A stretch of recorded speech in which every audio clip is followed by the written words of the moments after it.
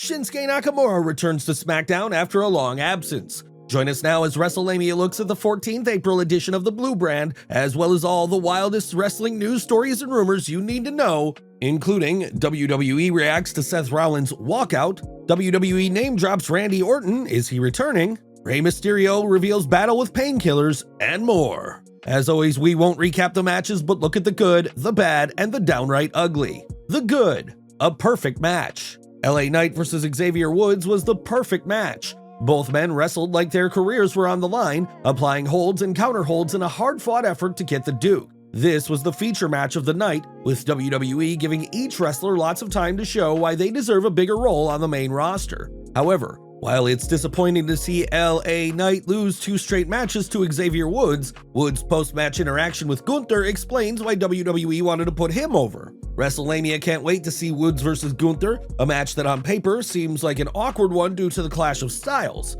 Nonetheless, Gunther has shown that he can work with brawlers and high flyers alike. Building up Santos Escobar. It's always good to see the WWE trying to build up new stars, and Santos Escobar certainly looks like the WWE has plans for him. Escobar is the epitome of a workhorse wrestler, and fans can always count on him to put on an action-packed match. While you can argue that Damian Priest shouldn't have given Escobar so much offense, that can be overlooked as it looks like the WWE is building Santos up as a Rey Mysterio-like underdog. This exciting match did a lot, furthering the LWO vs. Judgment Day feud, as well as Dominic Mysterio vs. Rey and Zelina Vega vs. Rhea Ripley. Viking Vengeance. Eric and Ivar's surprise backstage attack on Ricochet and Braun Strowman was a good way to squeeze more life out of the Viking Raiders vs. Ricochet and Braun Strowman rivalry. While the Raiders have been losing too many matches, you can always count on them to deliver a brutal beatdown outside the ring. Shinsuke stomps Moss. Shinsuke Nakamura's return match was what it needed to be, a dominant win that showed the King of Strong Style is back and looking better than ever.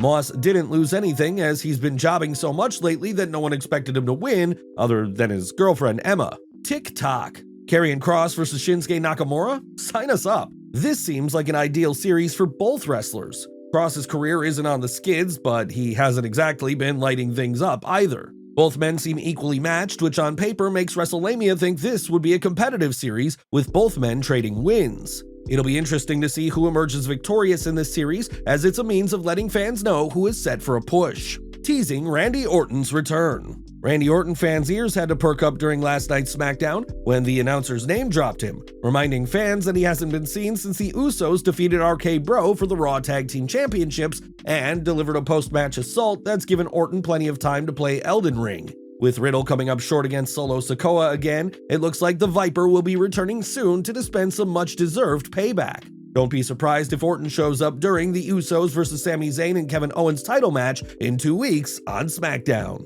The Judgment Day are so good. The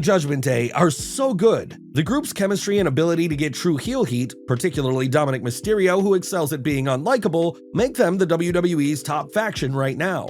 This was seen in their promos, Damian Priest's match against Santos Escobar, and their post-match dust-up with the LWO, including Rey Mysterio. Unlike the Bloodline, the Judgment Day doesn't need endless title reigns or ridiculous win streaks. It's an example of how to give a wrestler, or in this case a group of wrestlers, time to get over, and if they do, capitalize on their heat. The bad. A snooze of a start. WWE has made remarkable progress under Triple H, but tonight's 10-minute opening promo showed there's still room for improvement. The story of Sami Zayn and Kevin Owens sowing seeds of dissent in the Bloodline is a good one, but the WWE didn't need a 10-minute exchange between the tag champs and the Usos to convey the message. While the predictable post-promo brawl was fun, the lengthy promo was unnecessary, and at times, Sami Zayn and Kevin Owens looked as excited as someone standing in the queue at a grocery store. Hit the mute button.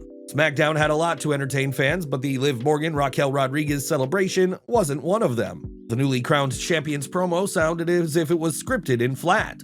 Some weak challengers. Looks like Raquel and Liv's first challengers are going to be Sonya Deville and Chelsea Green. It's understandable that the WWE can't book Shayna Baszler and Ronda Rousey if Rousey is still unable to compete due to her broken arm, a scenario that remains unknown. However, can't the WWE find a stronger team to challenge for Rodriguez and Morgan's Women's Tag Team Championship? If not, this is going to be another terrible tag team title reign. The downright ugly. SmackDown over-delivered tonight. While the show was light on matches, its quality versus quantity approach worked. The WWE handled Shinsuke Nakamura's return perfectly and wasted no time establishing his next opponent. The Blue Brand also announced some big matches for the next 2 weeks and the schedule for the upcoming WWE Draft.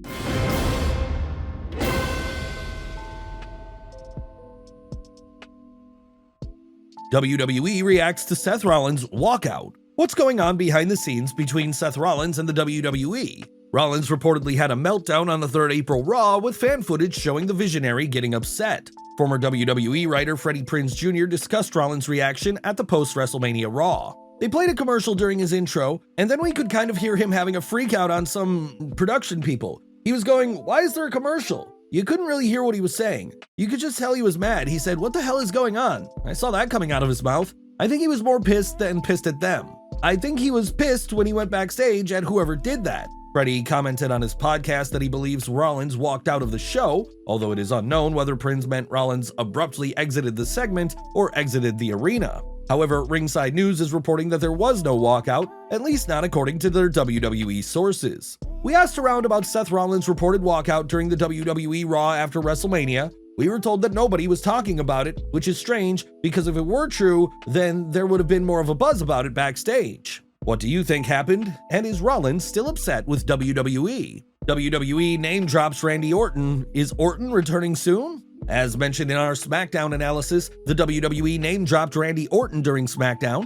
The announcers discussed how Orton has been out of action since the Usos took him out last May. They continued this trip down memory lane as Solo Sikoa delivered a post-match pulverizing to Riddle. The Enforcer beat Riddle down and then tipped the announcer table over on him. This led to a tweet from the WWE pointing out, "The bloodline remains strong. This is not the way Sami Zayn, Kevin Owens, and Matt Riddle saw tonight going." Wrestlelamia thinks Riddle's attitude and subsequent beatdown will lead to Randy returning to save the day and a subsequent feud between the Viper and the Ultimate Bro, with Riddle turning heel. What do you think? Rey Mysterio reveals battle with Painkillers. Rey Mysterio has had many battles to become a wrestling legend, including a very personal one, a battle against Painkillers. During his recent appearance on the Impulsive podcast, Mysterio told Logan Paul, "My wife caught me. One time when we were on vacation, she saw that I was just out of it completely. So she gave me an ultimatum. She goes, 'When we get back home, you can either take your pills or you can take your family. You choose.' That really opened me up and it made me a stronger person.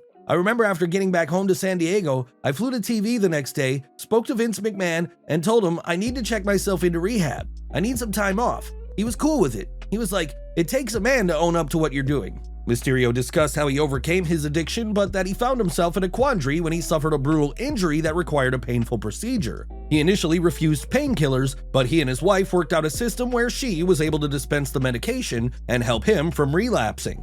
Has WWE picked its next Mr. Money in the Bank? The WWE's upcoming Money in the Bank PLE in London is still over 2 months away. However, a recent report states that the WWE has a leading contender in mind. WRKD Wrestling recently tweeted, "LA Knight has been discussed internally as a leading candidate to win this year's Money in the Bank match. LA Knight is incredibly over. However, if he wins the Money in the Bank briefcase, will the WWE have him cash it in on a world title or a secondary title? The WWE's apparent insistence on keeping the undisputed championship on Roman Reigns indefinitely raises questions about just how valuable the briefcase is. What do you think? Should LA Knight win the title or someone else? Let us know in the comments below. WWE draft dates announced. Last but not least, fans of the WWE draft won't have to wait long, as the WWE announced on Smackdown that the draft will be held on Smackdown on 28th April and Raw on 1st May. Well guys, there you have it, Wrestlemania's look at the 14th April edition of Smackdown, as well as the wildest news stories and rumors you need to know in wrestling. Be sure to leave your comments, and don't forget to subscribe to our channel, follow us on Instagram and Twitter, and I'll see you next time for some more wrestling content.